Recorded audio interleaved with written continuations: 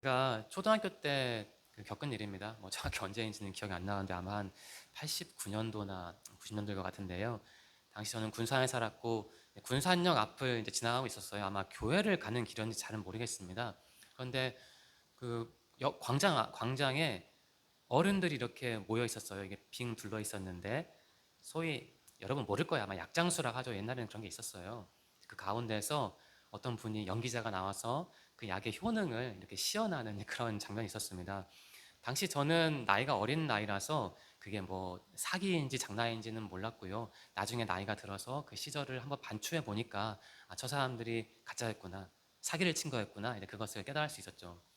뭐 오늘날에도 오늘날 약장수가 있는지 모르겠습니다만 오늘날에도 비슷한 일이 일어나고 있죠. 제가 예전에 뉴스를 보니까 그 단순한 건강식품 아니면 건강식품도 안 되는 그 물질을 가지고 그 노인분들에게 사기 행각을 벌이는 그런 사람들이 있더라고요. 예, 그런 일들이 여전히 일어나는 겁니다. 그래서 여러분 그 이처럼 가짜의 치유 뭐 그런 것들이 우리 주위에 많이 일어나는데 이제 그런 의미에서 우리가 그것에 현혹되지 말고 우리는 신앙인인데 정말 신앙적인 진짜 치유가 무엇인지 한번 정리하자는 의미로 저는 오늘 설교를 준비했어요. 자, 오늘 설교의 주제는 치유입니다. 제가 한번 사전을 찾아봤어요. 치유와 치료가 있던데 치료는 병과 상처를 다스려서 낫게 하는 게 치료라고 합니다. 그럼 치유는 뭐냐? 좀 비슷해요. 그러니까 병을 치료하려 낫게 하는 게 치유래요. 그러니까 사전적으로 보면 뭐 치료나 치유나 별 차이는 없는 것 같은데요. 그 뉘앙스 차이가 있는 것 같고 또 우리가 삶에서 실제 그 단어를 사용하는 그 용법을 보면 다른 것 같습니다.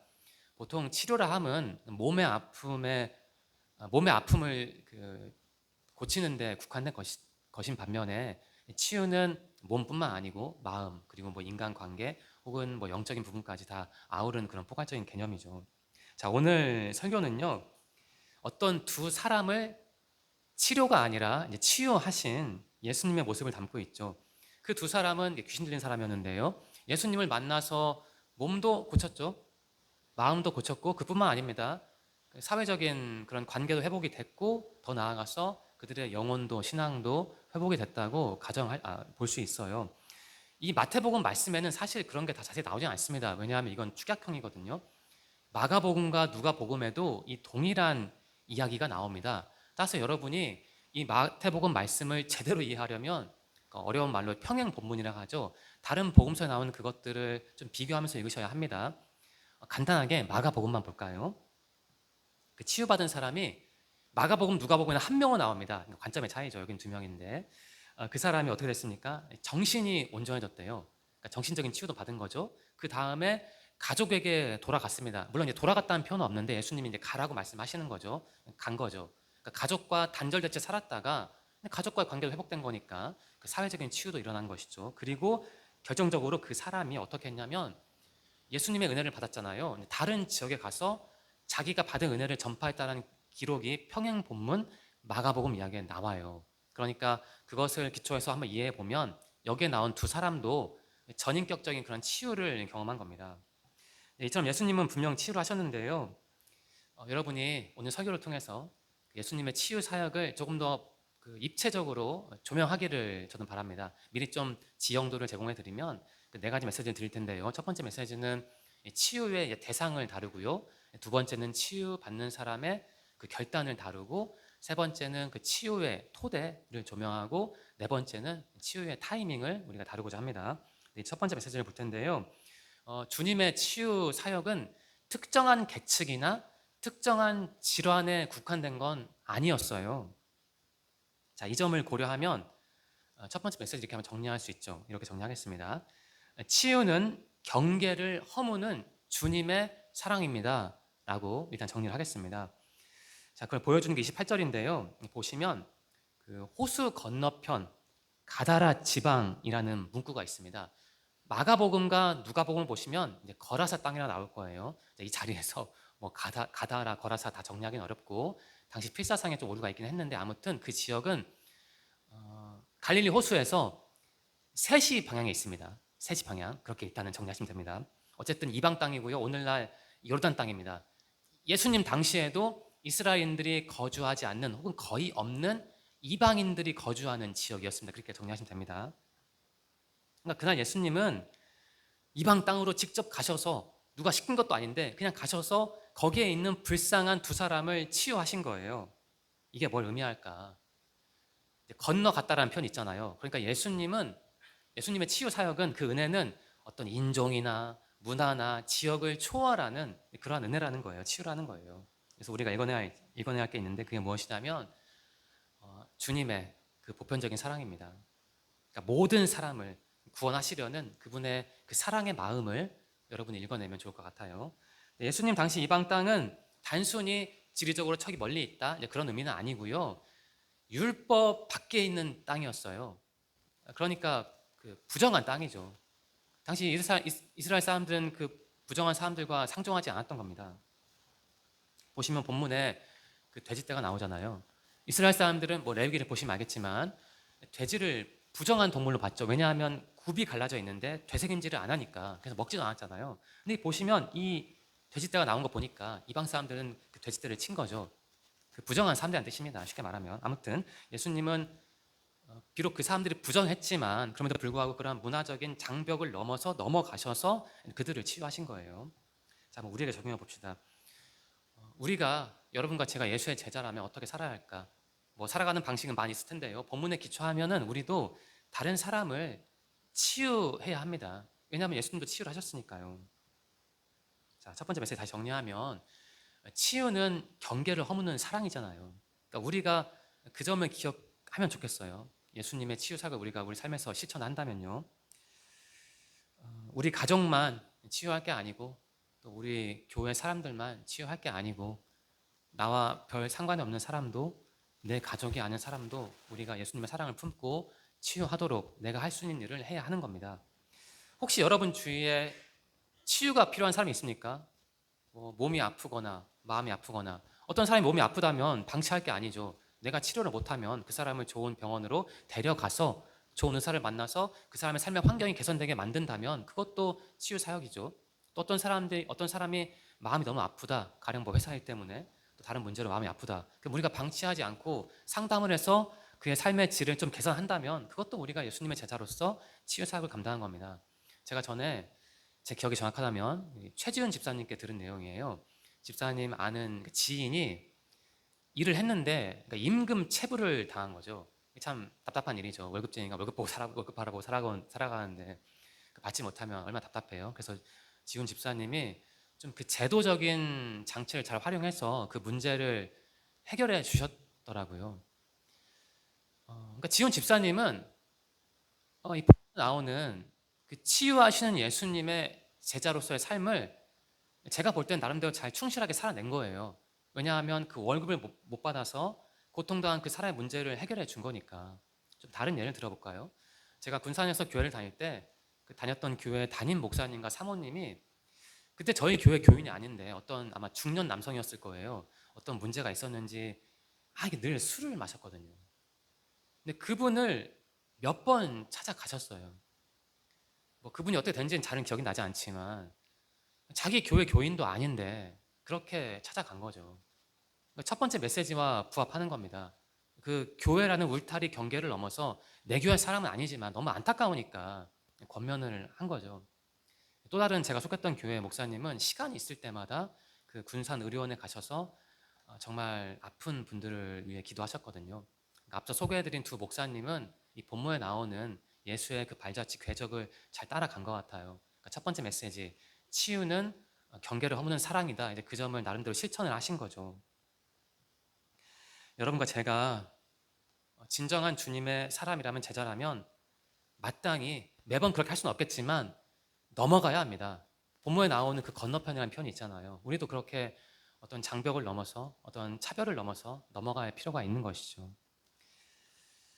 그러니까 우리 가족이 아니더라도 우리 교회 사람이 아니더라도 누구나 그 치유의 수혜자가 되어야 한다는 말씀을 저는 강조하고 싶은 겁니다. 정리하겠습니다. 첫 번째 메시지, 그러니까 지금까지 우리는 치유의 대상을 조명한 거예요.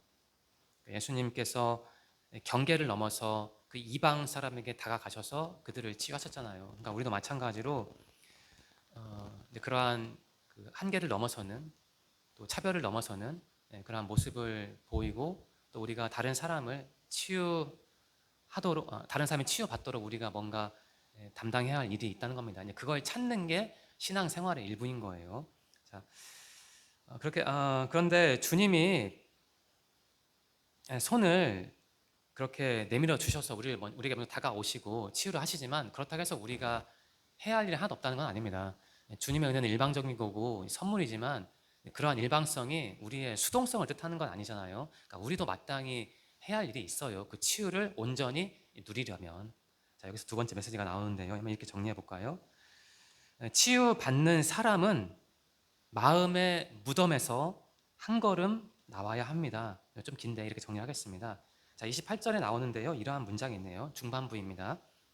제가 쉬운 성경을 읽을게요. 귀신 들린 두 사람이 무덤 사이에서 나오다가 예수님과 마주쳤습니다. 이러한 기록이 있네요. 이 두 사람은 무덤 사이에서 살았대요.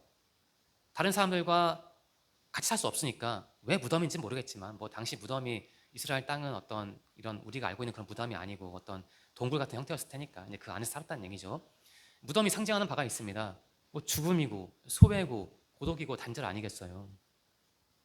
그런데 보시면 그 두 사람이 그날 그 무덤 사이에서 나왔대요. 저는 이번에 이 말씀을 묵상하면서 나왔다라는 동사에 한번 주목해 봤습니다. 그 동사가 유독 제 마음에 다가오더라고요. 그러니까 한번 제가 좀 과감하게 비약을 사용해서 우리에게 한번 적용을 하겠습니다. 자, 예수님이 먼저 나에게 다가오셔서 손을 내밀어 주시고 치유의 은혜를 주시려고 하겠죠. 그게 정답일 겁니다. 하지만 그렇다고 해서 앞서 말씀드린 것처럼 그럼 우리가 해야 할 일은 하나도 없냐? 그건 아닐 것 같아요. 때로는 내가 그 치유의 은혜를 좀 더 빠르게 누리려면 주님의 그 치유의 사랑이 내 삶에, 마음에 조금 더 빠르게 스며들려면 그러니까 우리가 내 마음의 무덤에서 좀 걸어 나와야 하지 않겠어요? 다 우리 모두에게 마음의 무덤이 있잖아요. 어둠이 있잖아요. 그게 뭐 외로움이건 괴로움이건 간에, 고난이든 간에. 그 상황에서 그냥 가만히 있는 게 아니고 좀뭐 어떻게 해서라도 벗어나는 그러한 노력을 하는 게 필요하다. 저는 그것을 오늘 느꼈습니다. 이 말씀에 그 나오다라는 동사를 보고 그 느낀 거예요. 자, 여러분 주님이 여러분 앞에, 제 앞에, 곁에 늘 계십니다. 그러면 우리가 뭘 해야 하나? 우리 마음의 그 무덤, 그 마음 깊숙한 곳에 뱀처럼 또아리를 튼 그 상처를 좀 직시해야 하지 않겠어요? 벗어나야 객관화할 수 있고 직시하지 않겠습니까? 저에게는 그러한 무덤이 있는데 차마 이 자리에서 뭐 제가 과거에 말씀드렸는지 모르겠지만 말씀드리기 어려울 것 같네요. 혹시 여러분에게도 차마 밝히기 어려운 생각만 하면 힘들고 막 미칠 것 같은 그러한 어둠이 있습니까? 무덤이 있습니까? 아마 다 있을 거예요. 한번 이 시간 잠시 생각해 보십시오. 아마 이 두 귀신 들린 사람은 당시 주변인들로부터 당연히 소외를 됐을 겁니다. 저들은 안 돼. 상종하면 안 돼라는 평가를 받았을 거예요. 하지만 그 사람들은 그날 어쨌든 밖으로 나왔잖아요. 자, 지금 우리가 두 번째 메시지를 다루고 있습니다. 치유받는 사람이 뭘 해야 하냐? 자기 마음의 인생의 무덤에서 좀 걸어 나와야 한다는 거예요. 한 걸음이라도. 은혜가 아무리 무료 선물이고 일방적인 것이라도 그것을 받는 수혜자가 무조건 가만히 있어야 한다는 뜻은 아닙니다. 주님이 분명히 손을 내미시죠. 그러면 나도 내 손을 내밀어서 그분의 손을 붙잡을 때 치유가 빨리 일어나는 거지. 그냥 멀뚱멀뚱 쳐다보거나 아니면 등 돌리고 있으면 그 역사가 빨리 일어나겠습니까? 한번 적용을 해보겠습니다. 제 생각에는 어느 교회를 보더라도 여러분처럼 신앙생활을 잘하는 분들이 계신가 하면 또 반대로 좀 흔들리거나 또 뭐 그렇게 힘들어하는 분들도 있죠.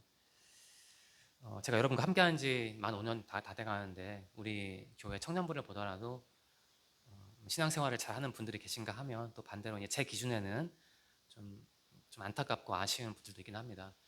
제가 뭐 이 교회에서 얼마나 여러분과 함께할지 모르겠지만 한번 정리를 해보면 저에게는 청년부에서 아픈 손가락이라면 아픈 손가락이 네 분이 있습니다. 그 중에 어떤 분들은 완전히 이제 이탈해 버린 것 같고요. 또 어떤 분들은 좀 많이 흔들리고 계시죠. 이제 그분들이 이 자리에 없는 게 참 슬픈 일이죠. 왜냐하면 제가 그만큼 좀 무능하다는 걸 증명하는 거니까. 결국 그 교역자의 그 능력을 증명하는 가장 중요한 기준은 그 사람이 지도하는 사람들의 그 상황, 상태 아니겠어요? 근데 그 점에 비추어 보면 저는 참 부족한 사람인 거죠. 제가 그 아픈 손가락 그 청년분들에게 감히 말씀드리고 싶은 게 있는데요.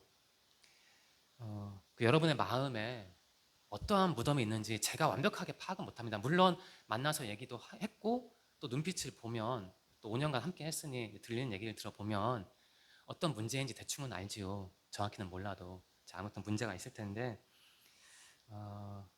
뭐 좀 이 말씀이 너무 냉정하게 들릴 수 있을 텐데 그렇게 안쪽에 머물러 있으면 그 문제가 해결이 다 안 될 거예요. 그러니까 좀 나오시면 좋겠어요. 어떻게든 그 자리에서. 자꾸 그 안에서 뱅뱅 돌지 말고 좀 나오시면 좋을 것 같아요. 뭐 여러분이 저를 어떻게 평가할지 모르겠습니다. 저는 근데 적어도 공식적으로 여러분의 지도자이고 리더인데 그 리더 입장에서 참 답답한 게 몇 가지 있긴 합니다. 그 중에 한 가지가 뭐냐면 나는 분명히 나름 정성스럽게 좀 조언을 주고 권면을 했는데 그 상대방은 그걸 그냥 한 귀로 듣고 한 귀로 흘리는 게 참 힘든 거죠. 당시에는 모릅니다. 이 사람이 내 말을 잘 듣는지 안 듣는지. 하지만 어제의 데이터와 오늘의 데이터를 비교하면 그 격차가 보이는 경우가 많아요. 근데 그건 제 말을 듣지 않았다는 거고 뭐 제 잘못이긴 하죠. 저를 신뢰하지 않으니까 듣지 않지. 뭐 제가 신뢰할 만한 사람이면 당연히 말을 들었겠죠. 아무튼 제 잘못이지. 하지만 뭐 어떻게 그 모든 게 다 제 잘못이겠습니까? 그분들도 마땅히 제가 지도를 했으면 그 지도에 따라 해야 할 일이 있는데 이제 그 일을 하지 않으신 것 같기도 해요. 아무튼 다시 말씀드리면 좀 그 자리에서 나오시기를 바래요. 그리고 또 권면을 드리면 자꾸 본인의 생각과 주장에 자꾸 이렇게 빠져들지 말고 좀 다른 사람들의 말을 진지하게 고려하면 좋겠어요. 다른 사람이라 하면 우리 교회 공동체 사람이잖아요.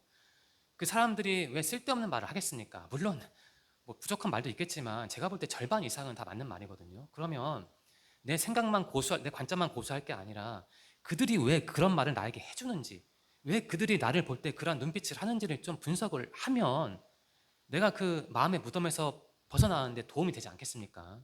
그러니까 그분들에게 제가 조언을 하면 그 자리에서 좀 벗어나길 바라고, 벗어나려면 다른 사람들의 말에 집중하는 겁니다. 그 말을 내 마음에 담아두고 그게 어떻게 나에게 도움이 될지를 한번 따져보는 거예요. 그러한 노력을 하시길 바랍니다. 이 본문에 기록됐잖아요.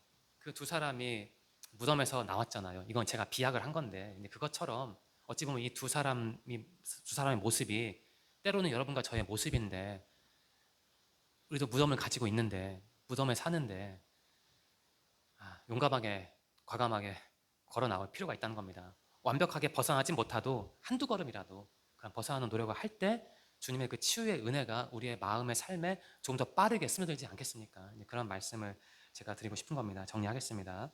자, 치유를 경험하려면 우리가 치유받는 사람이니까 수혜자니까 우리 마음의 생활의 무덤에서 걸어 나오는 결단을 해야 하는 거예요. 이게 필요합니다. 이게 두 번째 메시지인데요. 그런데 우리가 이제 그런 결단을 했다고 해서 이제 구분해야 할 게 있죠. 그 치유의 은혜가 뭐 반드시 임하고 우리가 고침을 받는 것은 아닙니다. 1차적으로 가장 본질적인 것은 그러니까 치유의 가장 중요한 토대는 그러니까 주님의 권위인 거죠. 여기서 세 번째 메시지가 나오는데 이렇게 정리하겠습니다. 치유는 주님의 권위 안에서 이루어집니다. 라고 정리를 할게요. 29절인데 이런 기록이 있네요. 하나님의 아들이여, 쉬운 성경입니다. 당신이 우리와 무슨 상관이 있습니까? 여기서 중요한 문구는 바로 하나님의 아들이여 이 문구입니다. 이게 무슨 말인가? 바로 이런 겁니다. 귀신들조차 예수의 정체성을 제대로 알았다는 거죠. 그분이 하나님의 아들, 뭐 좀 다르게 표현하면 하나님이라는 사실을 아마 알았던 것 같아요. 뭐 여러분이야 이 이야기를 수도 없이 읽고 들어서 뭐 하나님의 아들이라는 문구를 들으면 그냥 무덤덤하고 별다른 감흥도 아마 느끼시지 못할 것 같지만 역사 한 조각만 알아도 이게 참 충격적인 표현이라는 걸 우리가 파악할 수 있습니다. 이 시점을 기준으로 보면 예수님을 추종하는 사람들, 심지어 예수의 직계 제자도 예수가 누군지 정확히 몰랐어요. 그저 그분을 정치적인 메시아, 그러니까 대통령 혹은 군사 지도자 정도로 봤지요. 하지만 이 귀신은 하나님의 아들이라고 말을 하잖아요. 이게 뭘 함의합니까? 예수님의 신적인 정체성을 제자들도 몰랐던 그것을 귀신들은 알았다는 거예요. 우리가 이 귀신들의 고백에서 읽어내야 할 게 있습니다. 그게 무엇이냐면 진짜 치유라는 게 나의 노력으로 얻을 수는 없다는 겁니다. 그러니까 예수님의 하나님의 아들이요, 그 신적인 권위를 받아들일 때, 지금 적용을 하는 겁니다. 받아들일 때 그 치유가 온전히 이루어진다는 것이죠. 뭐 기독교가 말하는 치유는 무슨 심리 치료나 무슨 물리 치료 차원에 국한된 건 아니에요. 그럼 무엇이냐? 기독교가 말하는 치유가 몸도 고치고 마음도 고치고 좀 깨진 사회성도 회복하고, 그리고 무엇보다 나의 흔들리는 누수가 있는 신앙생활을 회복하는 게 그게 치유인 것이죠.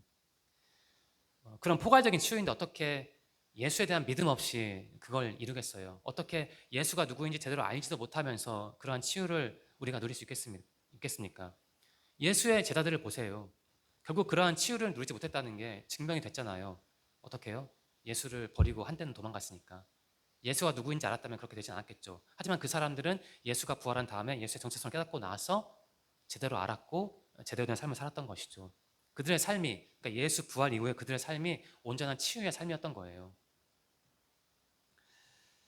우리는 종종 치유를 말하면서도 예수는 바라보지 못하고 기술과 자원을 많이 바라보죠. 어제 오늘의 일은 아닙니다만 많은 기독교인들이, 심지어 목회자라는 사람들도 제가 볼 때는 알게 모르게 그러한 경향이 있는 것 같아요. 물론 입으로는 기도할 땐 그렇게 하죠. 주님, 하나님, 말씀, 기도, 복음, 전도 이렇게 말은 합니다. 하지만 그들의 행동을 보면 알잖아요. 정말 그들의 행동을 볼 때 그들이 말한 대로 살아가는지는 의심스럽긴 해요.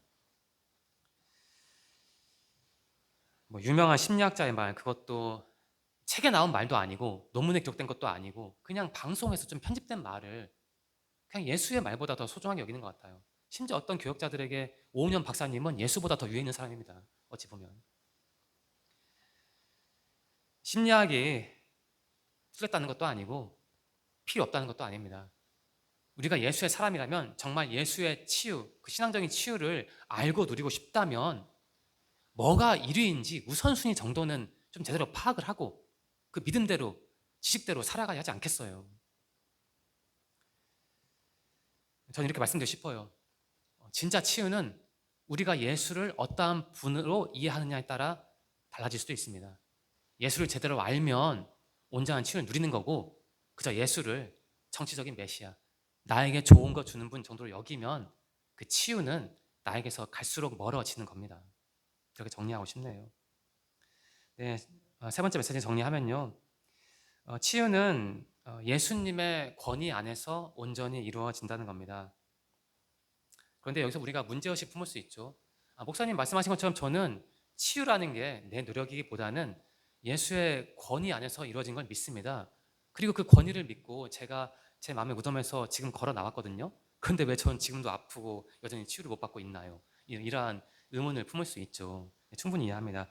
그럴 때 여기서 마지막 메시지인데요. 이 점을 고려하면 좋겠어요. 그 치유의 때, 그 치유의 시기를 여러분이 한번 조명하면 좋을 것 같습니다. 네 번째 메시지를 이렇게 정리하겠습니다. 치유는 하나님의 때에 이루어집니다. 여기서 말하는 때는 그리스어로 카이로스라는 개념인데요. 뒤에서 설명하겠습니다. 관련 본문은 29절인데요. 이러한 기록이 있습니다. 제가 다시 읽을게요.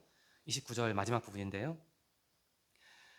때가 되기도 전에 우리를 괴롭히려고 여기에 오셨습니까? 이런 기록이 있습니다. 이 귀신들이 말하는 때, 시간은 이런 의미예요. 좀 사상을, 그 당시 유대 사상을 말씀드리면, 당시 유대 사상에 따르면 귀신들은 최후 심판, 그러니까 하나님의 심판의 때 혹은 예수님의 재림이겠죠. 그때 전까지는 활동할 수 있는 그러한 그 활동이 허용된다는 그러한 사상이 있었대요. 어떤 문헌을 보니까. 근데 지금 이게 무슨 상황이냐면 예수님이 갑자기 오셔서, 예수님은 하나님이죠. 그분이 오셔서 귀신들의 활동의 그 기회가 빼앗긴 겁니다. 그러니까 이 귀신들은 그 직장을 이제 말하자면 뺏긴 거죠. 직업을 잃은 거죠. 이제 그러한 상황. 그래서 귀신들이 좀 당황하고 한탄하는 그러한 장면을 이해하시면 돼요. 자, 이게 뭘 의미할까? 예수님의 사역, 쉽게 말하면 예수님의 통치인데, 그 예수님의 통치는 인간적인 질서를, 그 예상을 뛰어넘는다는 겁니다. 예수님의 통치, 그러니까 예수님은 하나님이시니까 하나님의 통치라고 말해야죠. 그 통치. 제가 전에 하나님의 나라라고 할 때 그 나라가 사실은 그 단어가 통치라는 뜻이라는 말씀을 드렸잖아요. 바실레야. 나라라고 번역이 되지만 1차적으로 통치, 그게 맞죠. 그러니까 하나님 나라, 천국은 그분의 통치를 이제 받아들이는, 그러니까 그분의 통치가 실현된 게 천국인 것이죠. 꼭 죽어야만 가는 게 아니고. 그러니까 지금 예수님이, 그러니까 하나님이 오셔서 그 귀신들이 자기네 권위를 부리지 못하고 그 권위가 빼앗긴 장면이잖아요. 그러니까 주님의 통치가 임한 장면, 다르게 표현하면 지금 이 장면은 제가 볼 때는 그 천국이, 하늘나라가, 하나님 나라가 임한 장면이잖아요. 그걸 보여주는 게 이 귀신들의 고백이 아닐까. 왜 때가 되기도 전에 오셔서 우리를 괴롭힙니까? 그 고백이 아닐까. 저는 이렇게 한번 해석을 해보았습니다. 그러니까 저는 여기에서 다른 게 아니고 하나님의 통치, 그러니까 하나님 나라, 천국을 좀 엿본 거예요. 물론 저의 해석이 얼마나 유효한지는 잘은 모르겠습니다만 여러분도 한번 나름대로 진지하게 이 장면을 두고 한번 고민해 보시기 바랍니다. 자, 이 그리스어에서요, 이 본문은 헬라어, 그리스어가 기록됐잖아요. 제가 전에 말씀드렸는데 그리스어에서 시간에 해당하는 단어가 두 개 있습니다. 크로노스와 카이로스죠. 크로노스는 1분 1초 1시간, 이게 크로노스고, 카이로스는 그런 물리적인 시간이 아니고 측정할 수 없는 하나님이 준비하신 특별한 그 시간, 그게 카이로스예요. 원문을 읽어보니까 이게 카이로스더라고요. 여기 나온 단어가, 그때에 해당하는 단어가 하나님이 정하신다라는 거죠. 여기서 우리가 뭘 읽어내면 좋을까? 지금 치유와 연관지어서 이 때를 한번 분석해 보자면, 하나님의 치유는 그러니까 우리가 원하는 크로노스에 딱 이루어지는 치유가 아니고, 당연한 말이지만 하나님의 치유는 그분의 때, 그분의 카이로스를 가지고 있는 독특한 치유라는 거예요. 그분이 원하시는 때에 그 치유는 일어난다는 얘기예요. 한번 우리에게 적용해 보겠습니다. 여러분, 우리가 이걸 알면 좀 답답할 수도 있을 것 같아요. 저도 오늘 아침에 아이들 상대로 설교를 하면서 이 메시지를 전달하는데, 이 카이로스란 말을 하는데 그냥 저도 좀 답답하더라고요. 아니, 내가 몸이 아프고 뭐 마음이 아파서 치유를 받으려면 빨리 치유를 받고 뭐 내가 원하는 때 치유 받으면 좋지. 하나님의 카이로스의 그 치유가 이루어진다 하면 말하는 저도 답답한데 듣는 사람 얼마나 답답하겠어요. 나는 이 문제 때문에 미칠 것 같아서 연락에 기도하고 있는데 결국은 정답이라는 건 네가 원하는 때에 이루어지는 게 아니고 하나님의 카이로스를 기다리라는 건데, 그 듣는 사람이 답답하지 않겠습니까? 하지만 그게 신앙생활 같아요. 여러분이 아무리 어떤 문제를 두고 여러분이 치유를 받아야 할 텐데 어떤 문제를 두고 기도를 해도 가령 하나님이 미안하지만 너 그 문제는 당장 치유하기는 어려워 라고 말씀하시면 어떻게 해야 할까? 받아들여야죠. 어떻게 하겠어요? 그렇잖아요. 더 심하게 얘기해볼까요? 하나님께서 제가 어떤 기도를 했어요. 예를 들어 치유를 받아야 하니까 마음에 아픔이 있어서. 근데 하나님이 이렇게 답을 했다고 칩시다. 좀 광수야 미안하지만 너 그거 죽을 때까지 해결이 안 돼. 그냥 그렇게 살아 라고 말씀하시면 뭐 어쩌겠어요. 그렇게 살아야지. 안 그래요? 저는 그게 신앙생활이라고 봐요. 바울을 보세요. 바울은 그 몸의 가시, 그게 뭔지는 모르겠지만 뭐 안질이든 간질이든 뭐든 간에 그게 너무 힘들어서 3번 기도했지만, 여러분 잘 아시지만 하나님은 말씀하셨잖아요. 그 쓸데없는 소리 하지 말고 그냥 받은 은혜가 감사하라고. 뭐 그런 말씀 안 하셨겠지만 제 말로 해석을 하면 그게 신앙생활이라고요. 좀 무섭지 않나요, 승현 회장? 그러니까 내 크로노스가 아니고 하나님의 카이로스를 존중해야 한다는 거예요. 말이 존중이지 그건 널 죽이라는 얘기입니다. 너의 생각도 제거하고 너의 욕구도 지우고 그냥 하나님께 맞춰서 튜닝을 살아가는 거예요. 그게 얼마나 힘든 일이에요. 그래서 저는 이렇게 말씀드리고 싶어요. 신앙생활은 자기를 늘 죽이는 겁니다. 내 욕구도 내 욕망도 나 혼자 더 누리고 싶은데 갖고 싶은데 그게 성경의 기초에서 아니면 뭐 어쩌겠어요. 하지 말아야지. 어제 했다면 오늘 안 하는 거고 어제 이만큼 했다면 오늘 이만큼 하는 거지. 그래서 어떻게든 빠르게 거기에서 벗어나는 거죠. 주님의 카이로스는, 주님의 때라는 것은 좀 확장하면 주님의 뜻이라는 것은 그런 거예요. 그러니까 분석 대상이 아닌 겁니다. 좀 쉽게 비유를 하면 저는 여기 나온 때 주님의 카이로스를 중력에 비유하고 싶어요. 중력은 분석의 대상이 아닙니다. 받아들이는 거지. 왜 중력이 있냐? 내가 중력만 아니면 조금 더 자유로워질 텐데 저항이 없으니까 그런 말을 하면 그 사람만 힘든 겁니다. 살아가면서. 그러니까 일단 하나님의 때는, 그분의 뜻은, 그 시기는 그냥 받아들이세요. 그게 고통스럽고 힘들고 어렵겠지만 어쩔 수 없습니다. 받아들이고 시작을 하는 거예요. 그게 신앙생활인 거죠. 자, 여러분이 오늘 본문에 나온 치유든 간에 좀 확장해서 그게 뭐 삶의 문제, 뭐 가령 결혼, 뭐 취직, 이직, 무슨 어떤 문제이든 간에 좀 해결받고 싶은 문제가 있을 거고 기도를 할 텐데요. 그 여러분의 때를 설정한 게 있을 텐데 이 시간 한번 결단해 보세요. 내가 시간이란 것을 하나님의 뜻이라는 것을 그저 크로노스라는 관점으로 막 자꾸 좁혀서 가공을 할 것이냐, 아니면 그걸 털어내고 그냥 주님의 카이로스를 어쨌든 중력처럼 받아들일 것이냐, 그거 오늘 결단하면 좋겠습니다. 그게 여러분에게, 그리고 앞에서 말씀드린 저의 아픈 그 네 손가락 청년분들에게 가장 필요한 첫 번째 작업이 아닐까 합니다. 하나님의 카이로스를, 그러니까 그분의 특정한 그 시기를 그저 옵션으로 보면, 그러니까 뭐 자동차 썬루프처럼 있으면 좋고 없어도 그만인 것으로 보면 얼마나 그게 그 삶이 힘들겠습니까? 신앙은 다시 말하지만 다른 게 아니고 그분의 타이밍, 그 카이로스를 내가 얼마큼 빠르게 받아들이냐에 달린 것 같아요. 내가 빨리 받아들이면 그만큼 나는 좀 신앙생활을 편하게 하는 거고, 그런데 내가 아무리 많은 걸 누려도 자꾸 그 카이로스를 밀어내고 내 크로노스만 보면 계속 힘든 거고, 이제 그 차이인 것 같아요. 그러니까 신앙생활 어찌 보면 내가 그 색깔은 얼마든지 결정할 수 있는 겁니다. 여러분이 오늘 이 자리에서 그 색깔을 결정하길 바랍니다. 설교를 마치려 합니다. 오늘 그 치유의 네 가지 층위를 봤죠. 다시 한번 정리할까요?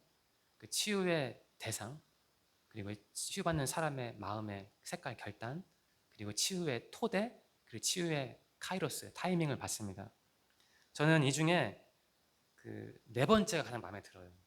그 카이로스라는 단어가 마음에 듭니다. 저도 그렇지만 많은 사람이 신앙인이라 자부를 하지만 그렇게 자부하는 것처럼 행동을 합니까? 사실 그렇지는 않죠. 여러분에게 하나님 어떤 분인지 궁금한데요. 제가 느끼기에는 많은 사람에게 그리스도인에게 하나님은 그냥 내 인생을 내가 설계한 대로 후원해주는 분 같다는 느낌이 들어요. 뭐 기다리 아저씨처럼. 사실 그 옳은 태도는 아닌 거죠. 뭐 중학교, 고등학교 때까지 그렇게 했다 이해는 합니다만 여러분 수준에서 그렇게 하나님을 좁은 관점으로 이해해 버리면 이게 참 이제 곤란하고 교정하기 어려운 거죠. 여러분에게 어떤 아픔이 있을 겁니다. 마음의 무덤이 있을 거예요. 뭐 몸의 무덤일 수도 있죠. 여기 나온 사람들처럼. 그 문제를 두고 치유받으려고 기도하고 애쓸 텐데요.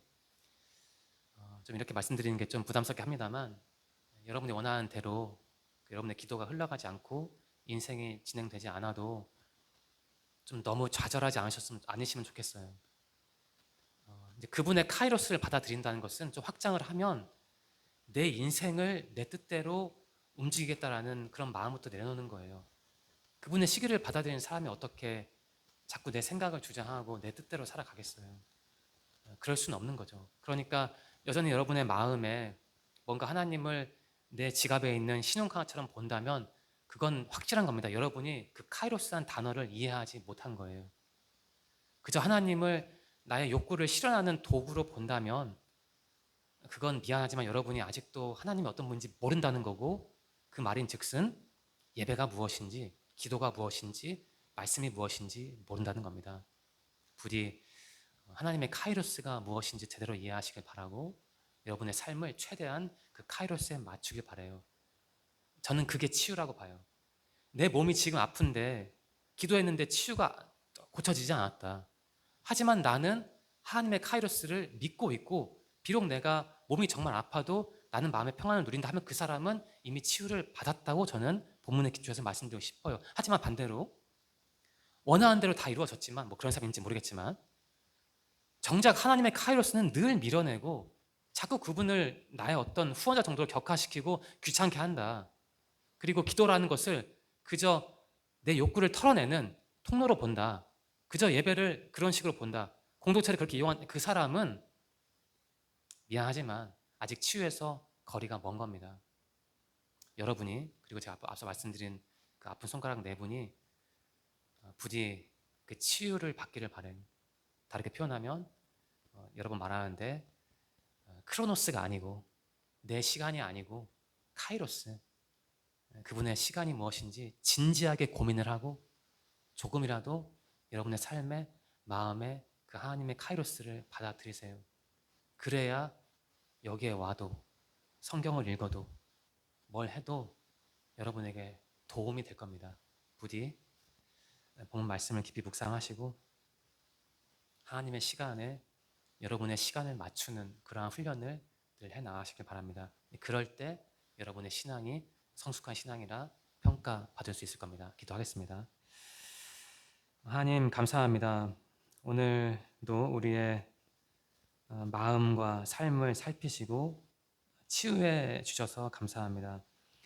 우리의 무너진 마음과 상처받은 마음과 또 소외와 고립이 우리에게 여전히 있지만 주님은 우리를 보시고 아시고 또 일으켜 세워주심을 믿습니다.